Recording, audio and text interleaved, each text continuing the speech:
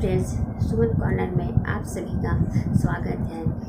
फ्लिपकार्ट से जो मैंने लिपन आर्ट किट मंगाई थी उसमें 3 कार्डबोर्ड्स आए हुए थे। तो फर्स्ट मैंने इस तरह से बना रखी थी, आपको मैंने दिखलाया था पिछले वीडियो में। तो आज सेकेंड कार्डबोर्ड पे जो प्री मार्क कार्डबोर्ड आए हुए हैं उस बोर्ड पर आज हम लिपन आर्ट करते हैं। देखते हैं कैसी बनती है।